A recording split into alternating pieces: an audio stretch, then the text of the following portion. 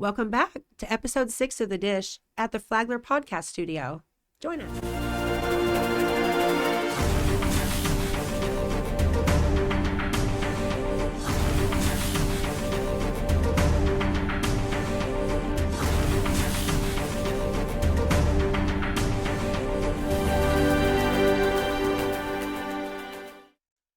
Welcome back, guys, to part 2 of restaurant etiquette.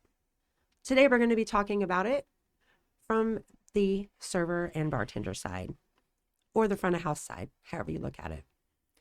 So a lot of things we discussed earlier kind of also apply as a server. As far as greeting you, they should be greeting you, going over everything with you on the menu. If you have questions on it, any allergies you might have, they should even be offering you suggestions as far as drinks on the menu go, or even their favorite dish on the menu. A lot of times it's easy for us to, kind of push our favorite dish because we have it all the time. So it's easy to describe it because you have to realize we don't eat everything on the menu all the time. We have had it, but we do have our favorites on there. And that's usually what I tend to order when I go to a restaurant I've not been to before, because we know the food. What do you think? Well, like I mentioned before, I'll occasionally ask the service staff what they like, and then I have to weigh whether the answer is real or not. Usually it is. Well, you can tell those car salesmen, but servers that want to give you the most expensive thing on the menu. If that's it, automatically be like, no.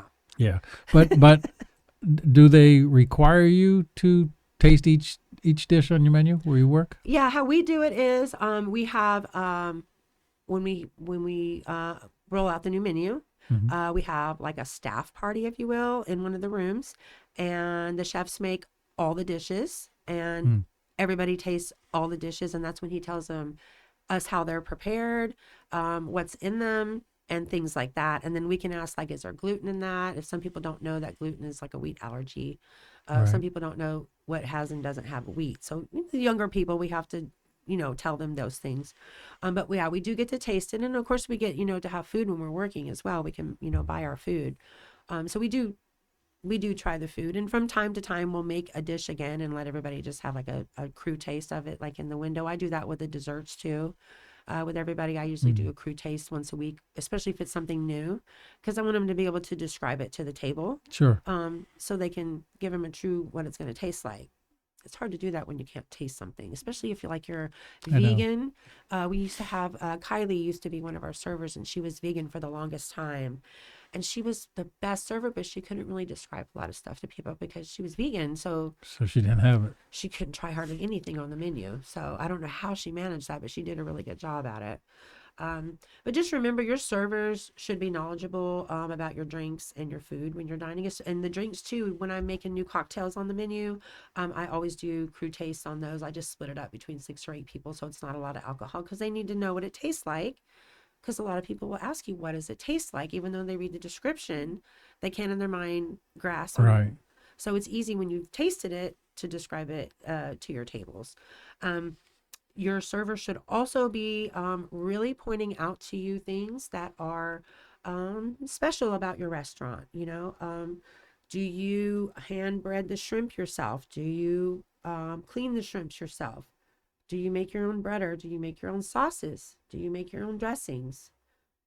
Is everything made in-house? Like, a lot of places cannot boast those things. And if your restaurant has any or all of those things, that's definitely something that we should be pointing out to our guests, just because it just...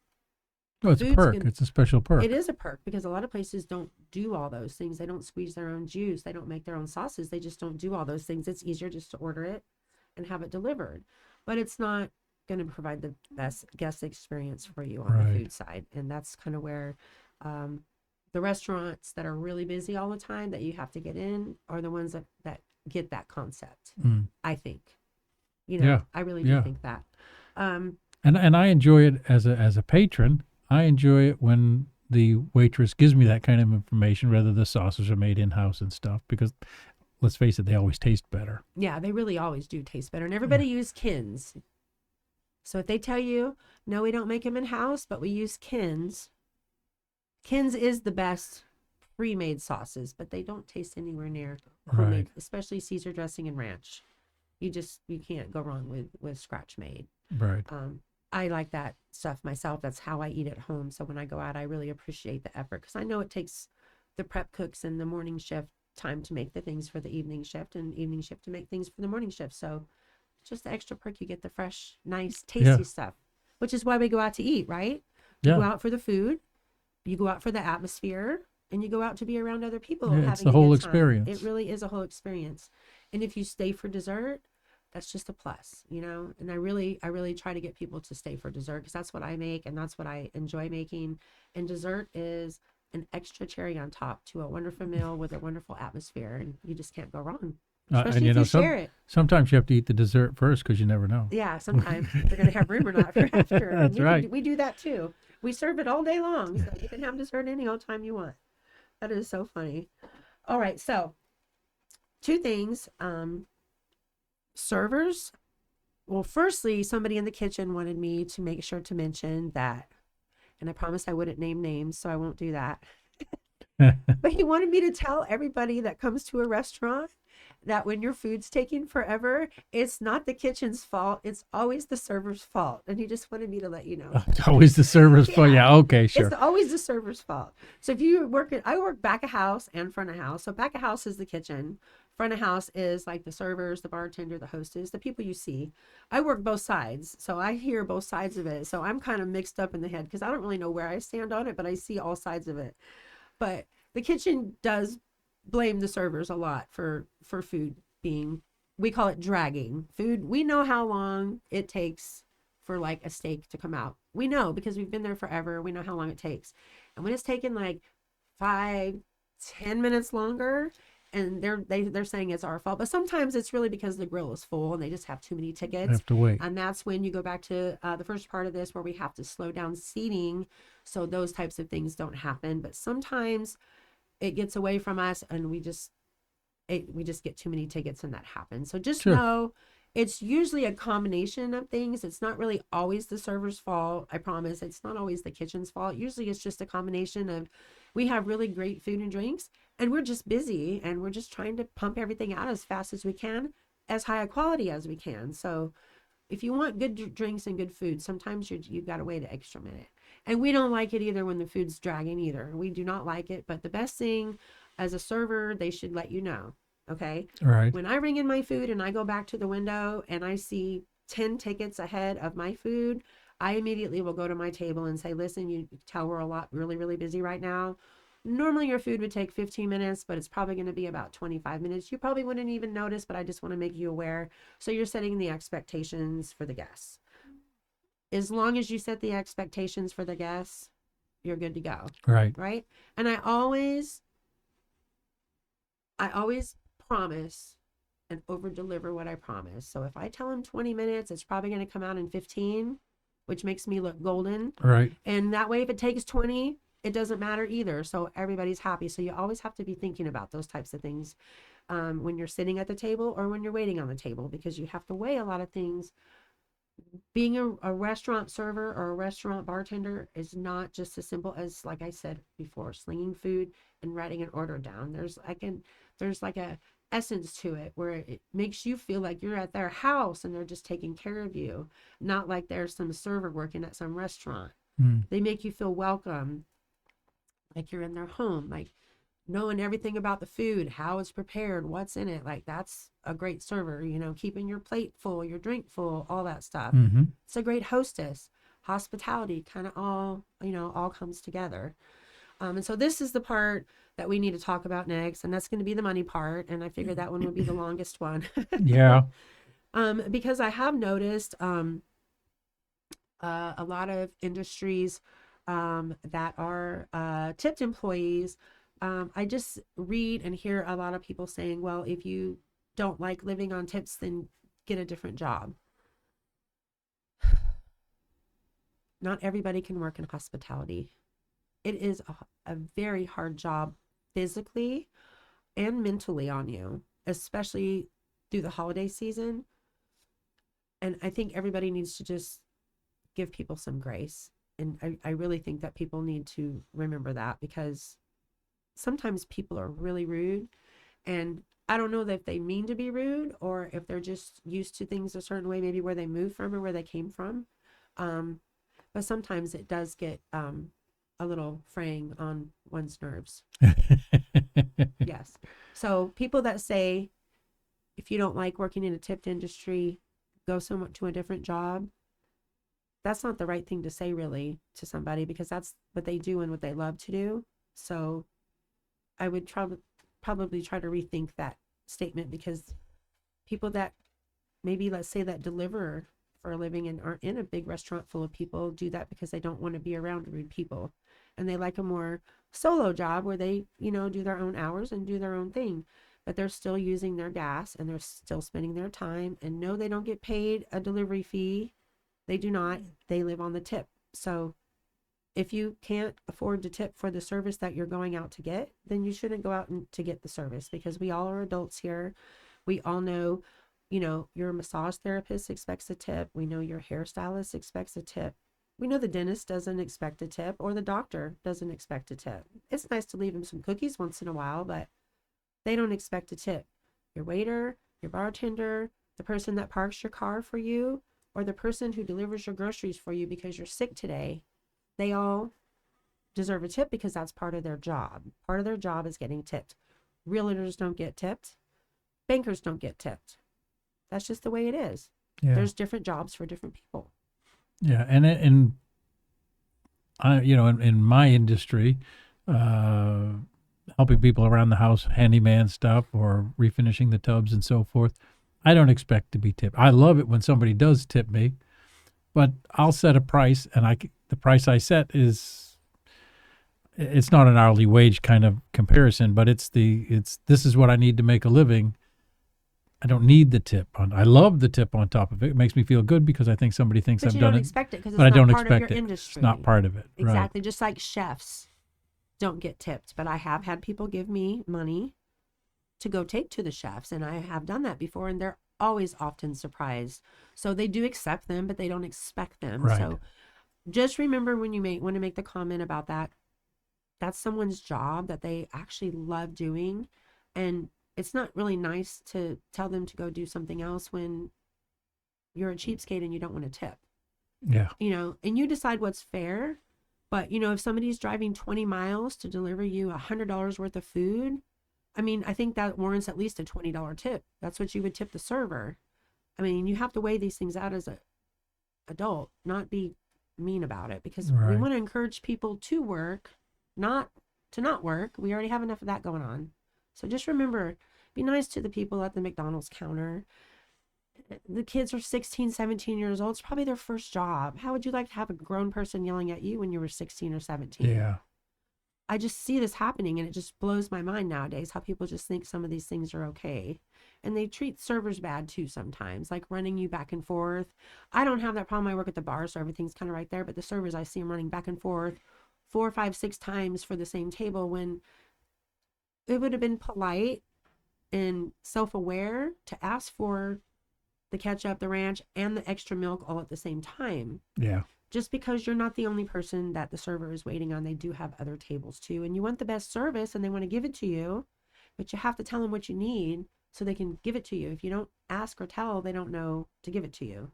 And they can only ask you so many questions without getting like intrusive about stuff. So you're there to eat and enjoy yourself. So let everybody know what you want, what you need. It'll be given to you by any server that values their, self as giving good service, because people don't just wait tables. Just not everybody can wait people think they do it just to make extra money. Not everybody can wait tables. I couldn't. Not everybody can bartend. Not everybody can go in the back and cook on the line. There's different people for different things. So we need to remember that. So that's the tipping part that we're getting to now. So if you watched episode or part 1 of this restaurant etiquette, we talked about all the things that you should expect, as a patron. Being promptly greeted, making sure your drinks stay full, making sure any special requests that you asked for were done, keeping dirty dishes off of your table, extra napkins, if you need them. Even they were looking ahead and bringing you things that you didn't even think that you realized that you were going to need. And that's because they're paying attention. That is outstanding, exceptional service. And that to me in the industry is a 20 to 30% tip, period. Um, that's just how it is. When you're going out and you're getting great service, you need to reward the people that actually pride themselves on giving you that, because it's really hard to find. I went out to lunch the other day and I had great service. Actually, I don't want to say where because I don't want to get anybody in trouble. But I was by myself. I was actually working on this podcast. Hmm. And this guy was so busy. Okay, they must open at 11. I got there at like 11:15. And I saw him get seated. Let's see, it was a 6 top before me, a 4 top before me, a 2 top before me, and then me. And he's the only one working the restaurant. He's the only one there. He must have been the opener or something of that restaurant. He handled that rush so well. Mm. He did such a great job. All the things I've been talking about in this episode and that episode and that came out of this book, or he must have read this book. And let's Unreasonable Hospitality. Unreasonable Hospitality. He must have read that book because he was doing it all, or he's been in hospitality for a while, or he's been trained by a specific company, right? Or he just has it. Some people just. I actually left him the address and the phone number to where I work, and told him that he would be a great addition to our team. Oh, and invited him to come apply there because he handled it so well. He was a well-rounded. That's hard to say fast. Well-rounded server, and I think he would be a good addition. So sometimes when you're out, you get exceptional service like that, you know. Mm-hmm. So I left him 100% tip. My bill was only $20. Oh, okay. So I left him $20 because he earned it, and I watched him earn it with 4 other tables while he was doing it with me. You know? So, and he wasn't ignoring you for the bigger tables. And he wasn't ignoring me for the bigger. No, he was perfect. He did it all perfectly. He could actually have taught a class on it because he greeted everybody at just a minute at each table, and then went and got everybody's waters and Cokes or fountain drinks.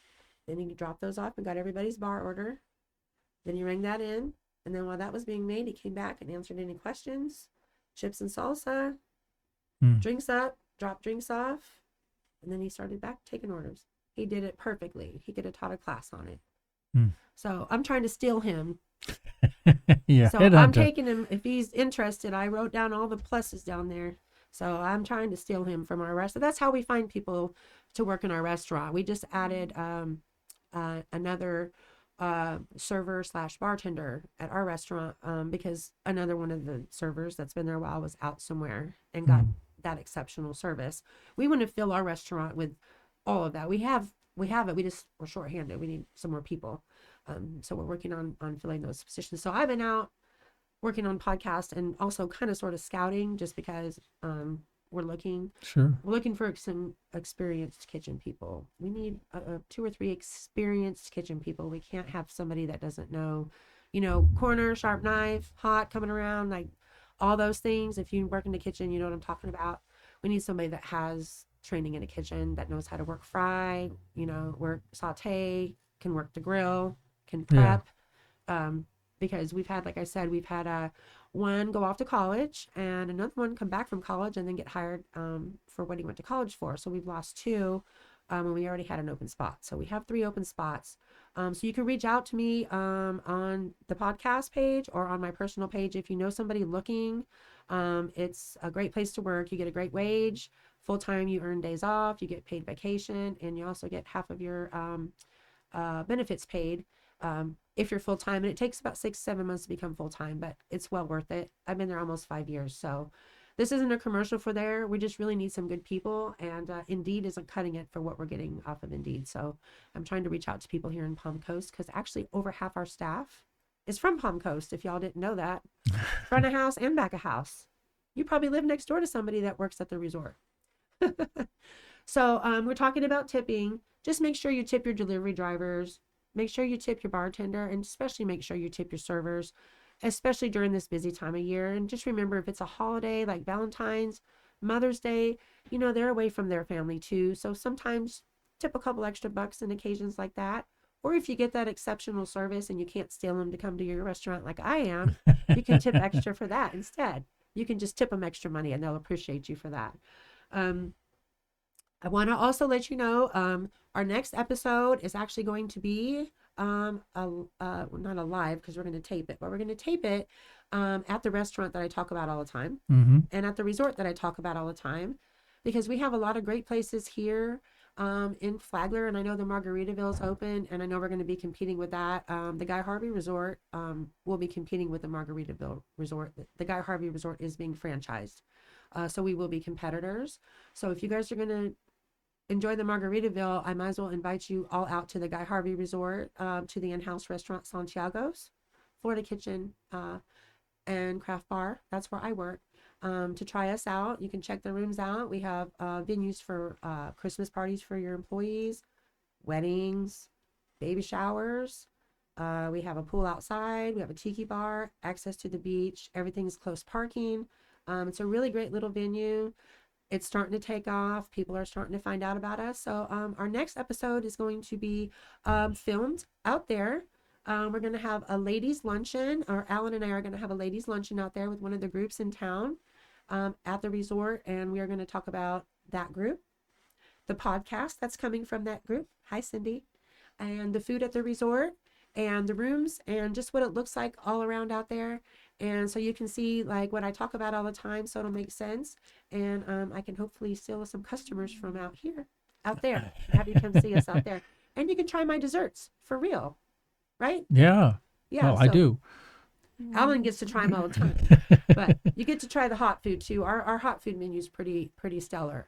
We have some really I'm great looking food forward out to there. that. So I'm looking forward to having you out there and having Cindy and all the ladies out there, and you guys get to like actually eat the food that I'm boasting about and talking about all the time, and see that I'm not just Oh, see, blowing your we can leg. be like your staff. We've tasted it now. Now we can Now talk you can about really it. talk about it. Yeah. So we got some stuff really fun planned for everybody. I'm handpicking the people that are going to be working it and everything, because the people that are the knowledgeable, all the things that I've been talking about the last 2 episodes, I'm hoping that you guys will have that experience right there in front of everybody and you'll get to see what I'm talking about. So that's the plan, Stan. So we'll see you from St. Augustine next episode. It's been wonderful talking with you today.